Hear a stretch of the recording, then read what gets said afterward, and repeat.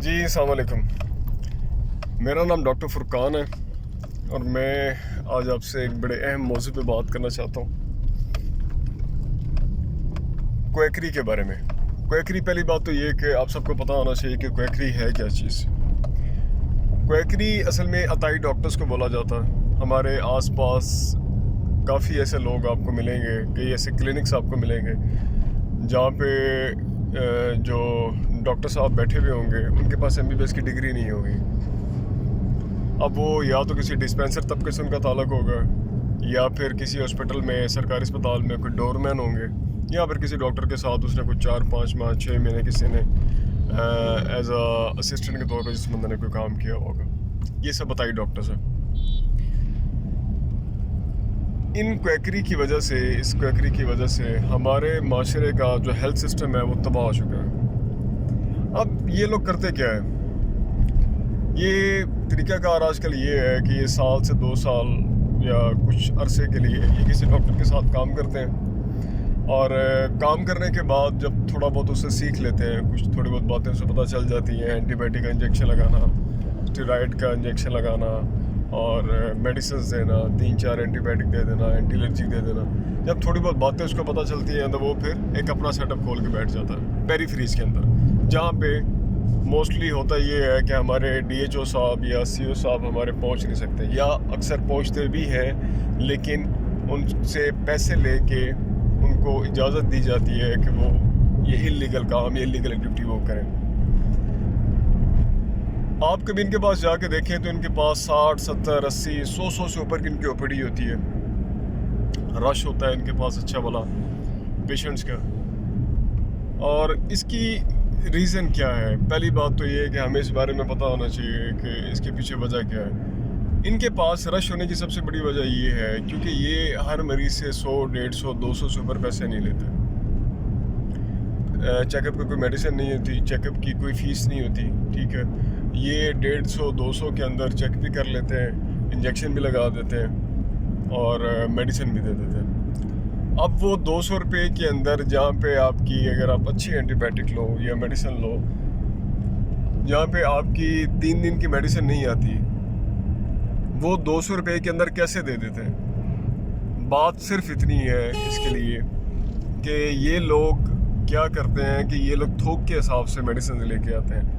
हमारे आप लाहौर के अंदर, सरगोदा के अंदर कई ऐसी जगह हैं जहाँ पे आपको बल्क के हिसाब से आपको मेडिसिन मिलती हैं, यानी 100-200 रुपये के अंदर आपको 1000-2000 गोली एंटीबायोटिक की, स्टेरॉइड की, सब कुछ ये सब चीज़ें मिलती होती हैं। और इनका तरीका वारदात ये है कि ये लोग जो भी पेशेंट आता है उसको आते साथ एक स्टेरॉइड का इंजेक्शन लगाते हैं, नेक्सा का इंजेक्शन लगाते हैं, और उसके बाद वो जो थोक के हिसाब से मेडिसिन लेकर आए होते हैं जिसका कोई इतना खास असर नहीं होता, वो उसको 2 से 3 दिन की दवाई बना के वो भी साथ दे देते हैं। उसके अंदर इन्होंने एक रूल रखा होता है कि एक एंटीबायोटिक की गोली, एक एलर्जी की गोली, एक पेन किलर पैनाडोल के तौर पे, और 2 स्टेरॉइड की गोलियाँ। जिस भी किस्म की बीमारी हो उसके अंदर इन्होंने यही चीज़ देनी होती है, चाहे जो मर्जी हो जाए।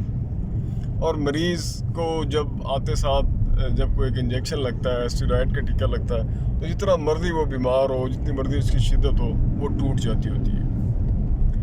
मरीज़ को आराम भी आ जाता है और 150-200 के अंदर उसे मेडिसिन भी मिल जाती है।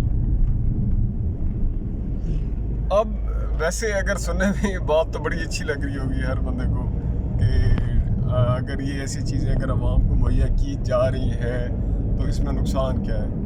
नुकसान क्या है उसके बारे में मैं आपसे बात करना चाह रहा था।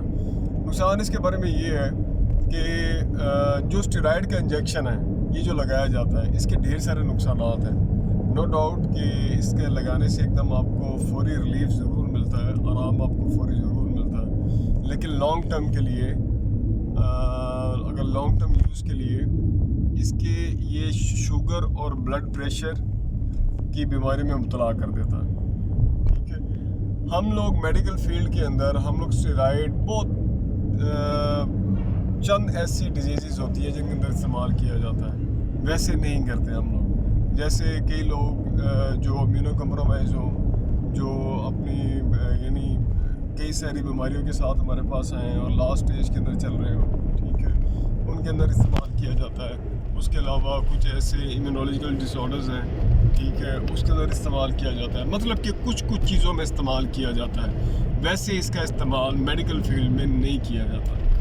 और पाकिस्तान के अंदर तो फिर भी हम लोग यूरोप के मुकाबले में थोड़ा ज़्यादा इस्तेमाल करते हैं, हॉस्पिटल्स के अंदर की बात कर रहा हूँ। लेकिन अगर आप यूरोप में चले जाएँ या फ़ॉरेन किसी कंट्री में चले जाएँ तो वहाँ पर स्टेरॉइड का इस्तेमाल टोटली कॉन्ट्रा इंडिकेटेड है, ठीक है। स्टेरॉइड का इस्तेमाल वहाँ पे किया ही नहीं जाता, बहुत कम किया जाता है कुछ डिजीज़ के अंदर। वैसे आलमोस्ट वो लोग इसको इस्तेमाल करते ही नहीं, क्योंकि इसके इस्तेमाल की वजह से लोग शुगर और ब्लड प्रेशर की जैसी बीमारी में मुब्तला हो जाते हैं। यही वजह है कि जब आप उठा के देखते हैं कि आपके आसपास के इलाकों के अंदर हर 30 साल के बाद, 30-35 साल के बाद मोस्टली लोग शुगर के, ब्लड प्रेशर की बीमारी में शिकार हो रहे हैं। और ये लोग ज़्यादातर वहाँ से आते हैं जहाँ पे इस तरह के अताई डॉक्टर्स बैठे होते हैं, मतलब कि आपके पेरीफ्रीज के अंदर, देहातों से आते हैं, ठीक है,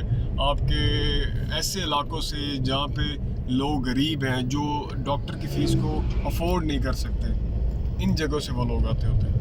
और उनके अंदर शुगर और ब्लड प्रेशर की जितनी भी बीमारियां हैं वो स्टेरॉइड के बार बार इस्तेमाल की वजह से उनके अंदर ये चीज़ें पैदा होती हैं। अब हमारी आवाम सिर्फ पैसों के लालच में कि पैसे ना देने पड़े या पैसे हमारा कम इस्तेमाल हो, इसकी वजह से